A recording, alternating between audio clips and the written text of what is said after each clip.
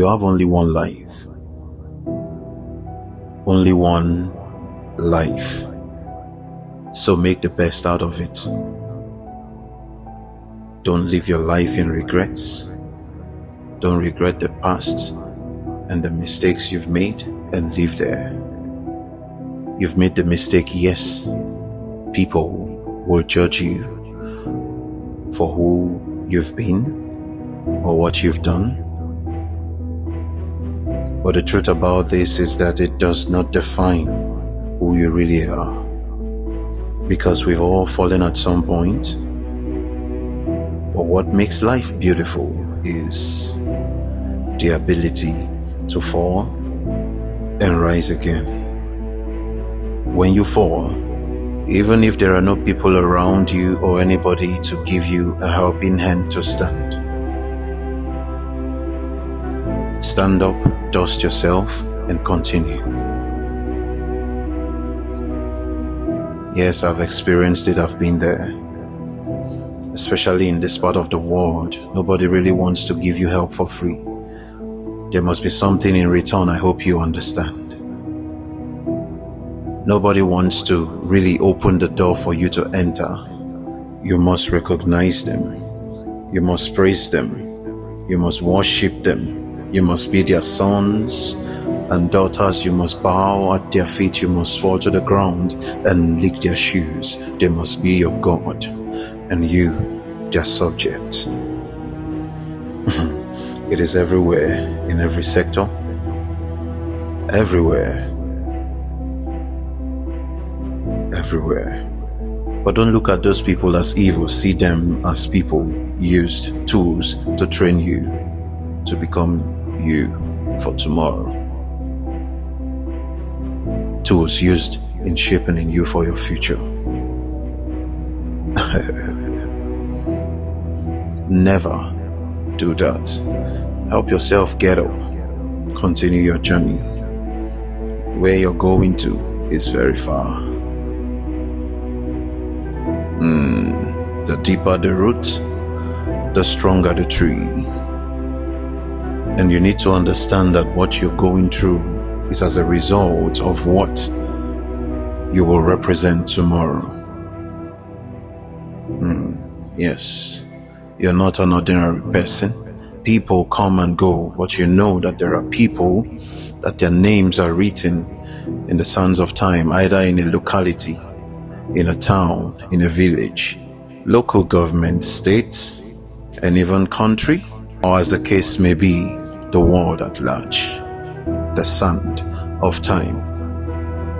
You're designed for something big, and that's why you're going through what you're going through. I want to encourage you today, never look down on yourself and take yourself for granted. You see that very thing God put inside you, find a way to bring it out to the world. Life is hard. Life is difficult. Yes, it is tough. Let the tough keep going. You have to show yourself strong and show yourself that you are worthy. Listen, God will not just put a mantle of a high capacity on a weakling. And the only way to show that you are strong is to withstand temptations, hard times. If you're still controlled by the flesh, then I'm sorry, you have no business here. If you still have envy and jealousy, I'm sorry, you have no business here. If your fellow human being's success is a pain to your heart, I'm sorry, you have no business here. The people that I'm talking to are people who are genuinely trying their possible best to become whom God wants them to be, and have the heart to pull people up and help people, just like I am doing today in my own way, to pull you up emotionally, psychologically, pull you up spiritually. You will do same for people even greater than I have done. I'm just starting my journey too.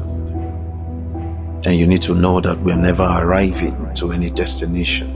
We keep moving to any day we go 6 feet below. We're not afraid of death. Death comes when everything is gone. That's the real death.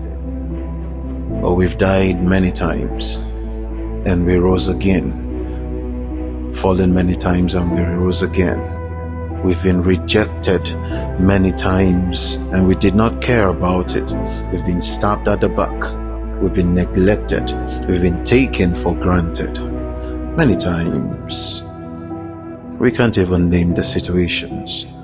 We've been used and dumped, left by the wayside, tossed aside. But those things have become old friends. Yes. Old friends.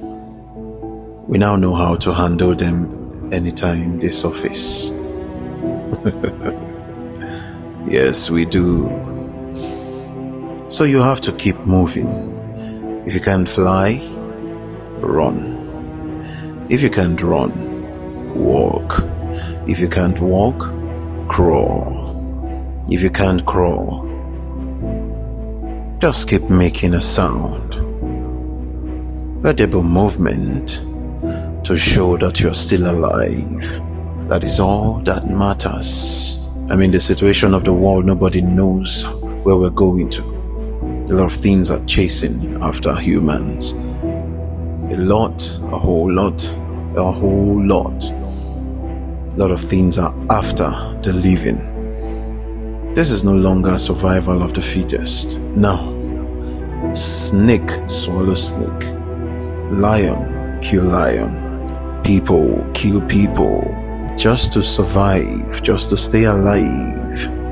If you're able to manipulate other people, take their wealth and money, crush other people, just trample somebody, put somebody down, take what belongs to them, come out in the open, do a little charity. Sometimes out of guilt, people will begin to celebrate you, love you and clap for you, praise you, hail you, give you titles.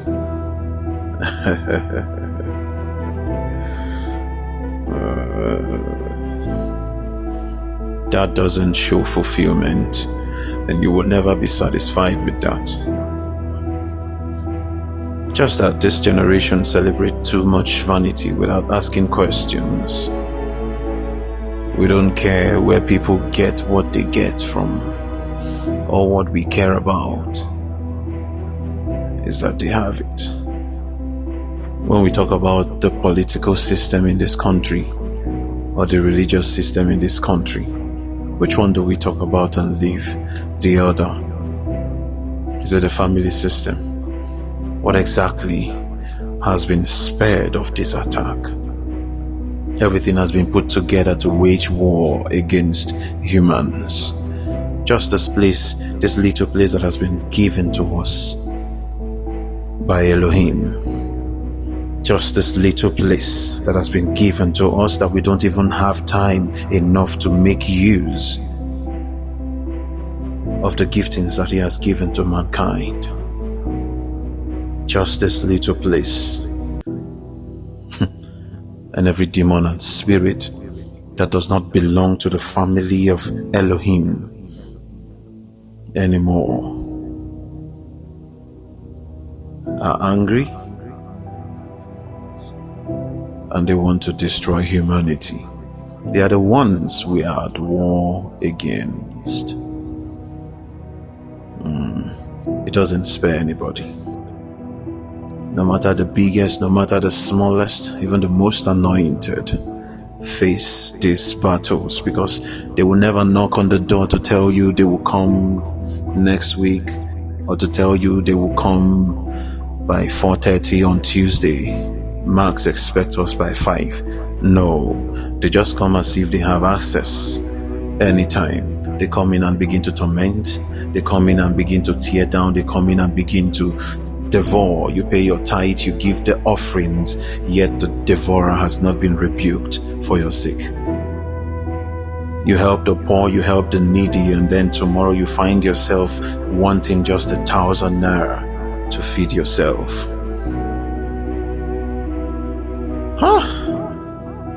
You give counseling to people and help them to solve their problems maritally, and then you go home and you receive a slap from the man that you call your husband, or the woman you call your wife all of a sudden starts acting up.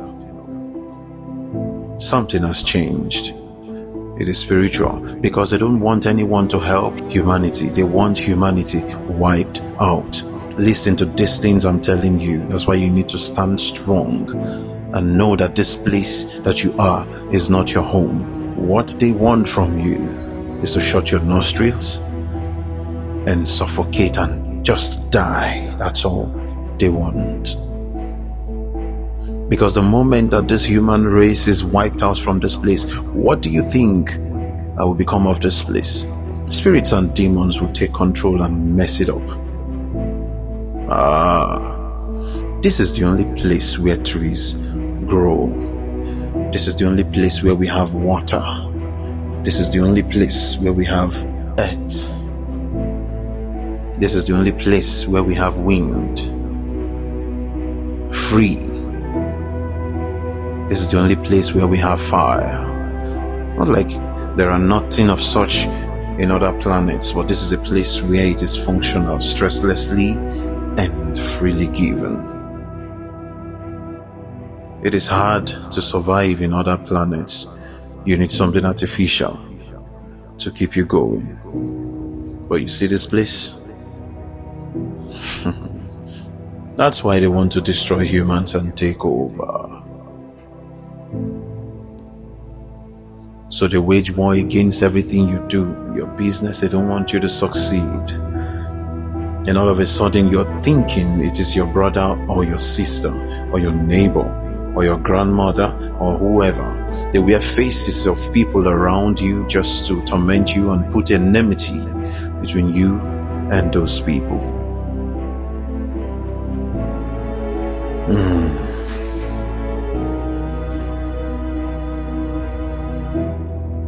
The ones that have a mind of high capacity are the ones who will understand this.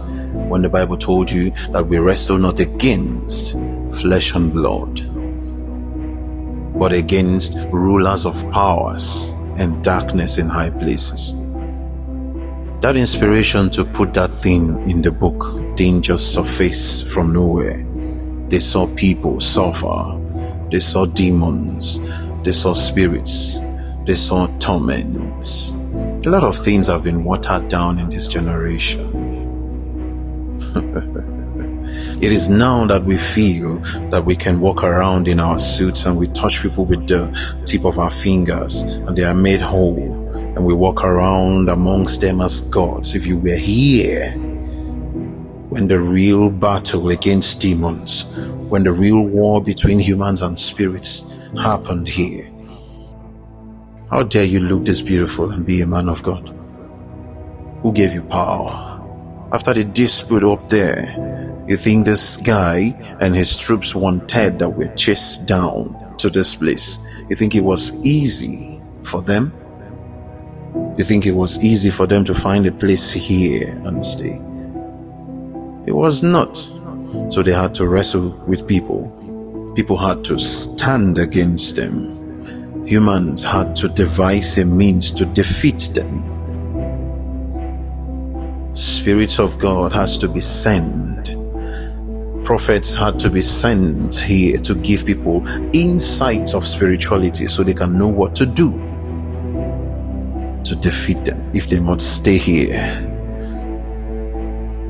The spirit of revelation came here and revealed the names of God so they can know what name to call when there is a particular problem. This is the part of God that handles it. This is the angel that handles it. This is the Spirit of God that takes care of it. And when they saw that the people are learning, because they don't know what you have in mind, they don't know what the spirits have told you, it is spiritual connectivity.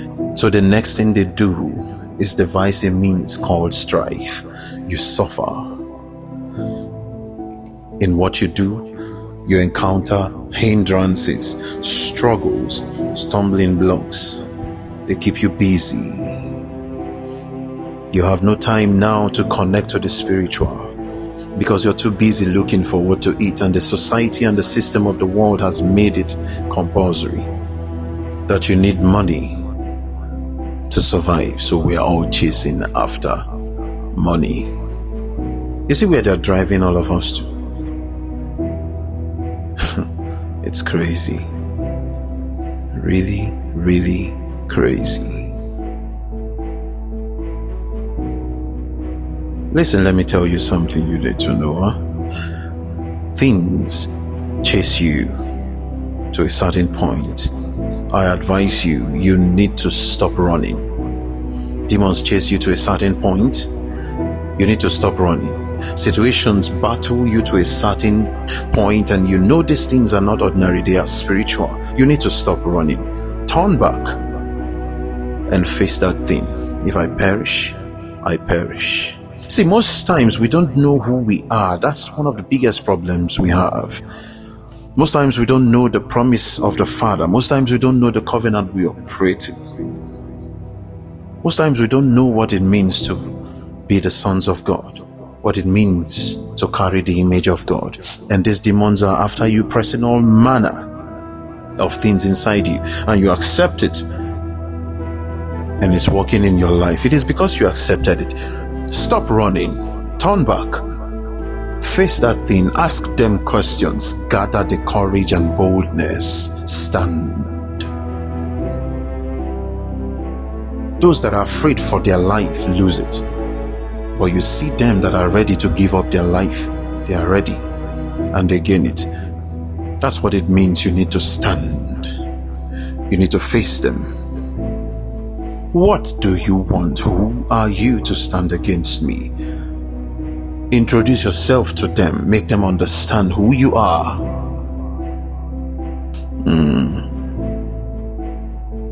Imagine demons asking people, Paul I know, Peter I know, Luke, Mark, Matthew, John I know. Who are you? If you get me on that realm, you hear me tell them, I am the Son of Divinity, operating with the ninth order of the Lord's excellency and power. I am undefeatable. I am indestructible. I am unkillable. I am also untouchable. You know, you get to a realm where we call Ashkara, which I'm still going to talk to you about, where you need to do the battle of words. That is what the Christians feel they are doing when they are doing warfare. But listen, don't open your mouth to create war. Wait for that atmosphere to come. Wait for it to be created. Don't be the one to do it. Don't trigger something in the realms of the spirit. You will have yourself to blame for it. When it comes, what do you know to say? This is not a battle for the blood of the Lamb and the words of testimony yet. First of all, declare your name, declare your personality, declare your spirit. What have you built yourself to be? Does the Spirit of God know you? What covenant are you operating with? Does the power of God live in you, or are you just making noise all around the place? Little thing that touches you, you fail. Little wind, you fall. You have no strength. Little temptation, you just give up. Adversity comes and pushes you out of the way. If you fail in the days of adversity, then your strength is small. That's what the Bible said. When you walk on your physical body as a man, as a woman, you eat the right thing, you go to the gym, you drink water. Have you asked yourself, what does the Spirit require of me? What do I feed my spirit with so it could stay alive and stay strong inside of me? Because what you're building inside of you will last you your next generation. It enters into your children and your children's children. It is a legacy. The spirit you equip today will live in them. Greatness is not free. It is not given. It is earned. You earn it and pass it down to generations after you. You know why? That is the system that has been drafted in the realms of the spirit to solve the problems of the world. That's why you see some countries going further and further in the process of becoming better in creativity and all that. But you see some countries like Nigeria, greed has overtaken the people that are supposed to put these things in place, and the people are suffering. The currency is hard, so let's make the life of the people hard so we can get that currency. What shall it profit you that you gain all the money and position and power you gain, and your people are cursing you because they are dying? On their sickbed, they curse you before they die. They are eating and they are cursing you because that food tastes like poison. This is abnormal for them to eat, but you're making them go through it and eat it.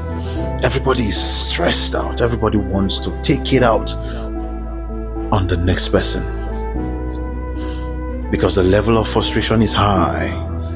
You, as a man that is set as a leader over the people, you hijack the position. God is watching. Is this what you had in plan all the while? Your end will be painful.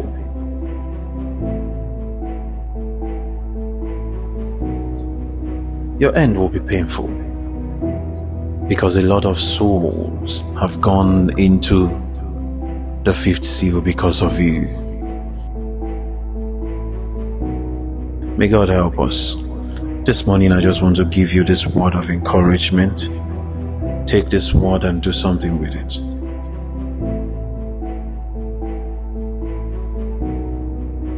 This one is enough for the wise.